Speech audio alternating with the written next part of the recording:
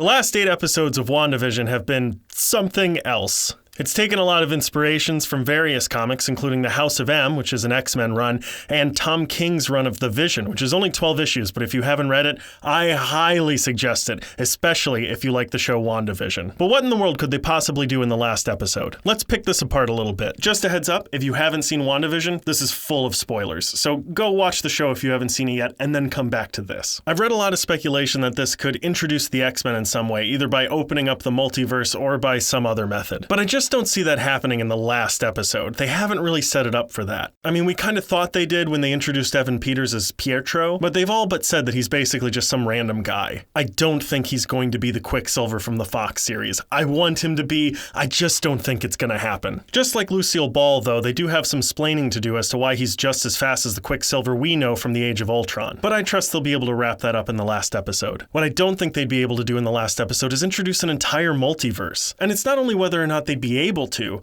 but would it be a good idea? I mean, you're counting on every single person to go see WandaVision before they go to see Doctor Strange 2 when it comes out in theaters, because that's going to deal heavily with the multiverse. So are they going to introduce it in this show, or are they going to introduce it in Doctor Strange 2? If they introduce it in this show, they don't really have a reason to introduce it in Doctor Strange 2. But if they introduce it in Doctor Strange 2, they can't really introduce it in WandaVision, which leads me to my next point. This is the first show that Marvel has produced on Disney+.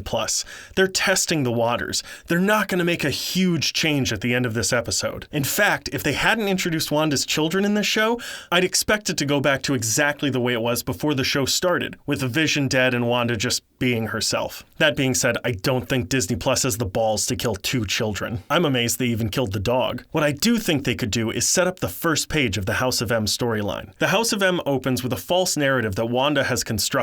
It's all completely real because she's able to manufacture physical beings from her mind. Professor Charles Xavier puts an end to that right away, but this is the first domino that would lead to a series of horrible events called the House of M. And without spoiling too much, the House of M involves all sorts of crazy things. Mutants disappear, the Avengers disappear, she kills all sorts of people, everyone gets their deepest, darkest fantasies. It's a wild roller coaster. But I just think all that, or any one piece of it, is too much to set up and accomplish and follow through in a single television episode, no matter how long that episode is. So what specifically do I think is going to happen? Let's start with Vision. There are 2 possible outcomes that I think could happen. One option with Vision is I think that he could die while fighting the Gray Vision, which we saw introduced at the end of the last episode. He could find himself in a position where he's forced to sacrifice himself in order to save his family and perhaps even the world. This could kill both him and the new Gray Vision that we've seen. Another thing that could happen with Vision, and this has happened before in the comics, is that he could insert his essence into Gray Vision. So he would have all of his memories, his personality, his powers. He would basically be the Vision we know and love, but without the mind gem. And while I think that's possible, I don't think it's incredibly likely. I think we're more likely to start off closer to where we began before the show started. Meaning, I think Vision is more likely to die. It would just be too confusing to the people who don't have Disney+, and there just aren't as many people with Disney+ as there are who go to see the movies. I think there's a better chance we're going to leave this story without Vision. But I don't think it's going to be that way for the children. Maybe she strikes a deal with Agatha or something that she'll keep her kids alive for a little while or something like that. Another theory that I've read a lot of times is that Mephisto will somehow be responsible for this whole thing. For those of you who don't know, Mephisto does a lot of crazy stuff in the comics. He's a character who's basically the personification of the devil. He is responsible in the comics for creating Wanda's children. They are a piece of him, and then sometimes he asks for them back, and sometimes they don't, whatever. But I don't think they're going to introduce this weird character right in the middle of the last episode of this show, of the first season of WandaVision. This is kind of similar to the way they didn't introduce death in Infinity War. For those of you who don't know, in the comics, the reason Thanos is trying to snap half of humanity out of existence is because he's trying to do it to impress Death, who is the personification of death. She's just this like woman who wears a robe and she kills people. That's what she does. It's her thing. Not like in a menacing way. She's just the reason people die. And he's in love with her. And so he tries to kill as many people as possible in order to woo her to win her hand.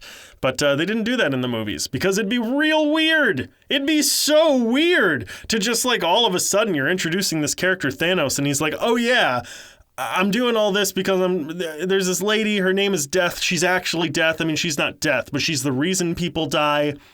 thus far, we've been pretty scientific with everything. I mean, Marvel has some overreach a couple times with that, but for the most part, like most of the wizardry and the witchcraft and stuff that they have is pretty based in some sort of fundamentals. And another reason I don't think they're going to do that, and a reason I don't think they're going to kill Wanda's kids, is because Marvel has already announced that they're going to be releasing a new Avengers series. For those of you who don't know, the new Avengers is a lot of young Avenger people, but 2 of them are Wanda's kids. I think there's a good chance that in the last episode they're going to age up to be teenagers, because they're teenagers in the comics, and they're going to become their superhero selves, Wiccan and Speed. I think there's a good chance Doctor Strange is going to show up right at the end and fix this whole thing. He's going to pull her out of this and make sure that like everything works out okay and she comes back. But there's always going to be that thing in the back of her head that's like, if I did this to a town, I could do this to the entire world. And Doctor Strange is going to know it as well. And I think if they want to, this can be a stepping stone that leads to the House of M storyline after they get the mutants introduced into the MCU. As for Agatha Harkness, I don't know. I think there's a good chance she just fucks off. We're probably going to get one of those villain things that's like, I'll see you another time, and she's just going to fly away. And then maybe they'll use her again, maybe they won't. You know how it goes. I also think there's a good chance we'll get a little bit of Monica Rambeau's new powers. In the comics, that character gets powers and becomes the hero, Photon. I don't think we're going to get like a full-fledged superhero out of her before the show ends, but I do think there's a good chance we'll get like one blast out of her that like is the Hail Mary that saves them at one point. So those are my theories on the final episode of WandaVision. I could be very, very wrong, but I was bullied a lot in elementary school, so I have read many comics. But what are your theories? Write them down in the comments below. And who knows, maybe you'll get some right, maybe you'll get some wrong. For those of you interested, the Media Lunch Break has a weekly podcast that comes out every Tuesday. In a couple episodes, we're going to be diving into the influences behind WandaVision. We're going to be talking about the House of M and the Tom King run on Vision. Be sure to listen to that on Spotify, Apple Podcasts, or wherever you listen to your podcasts. Thanks for watching. See you next time.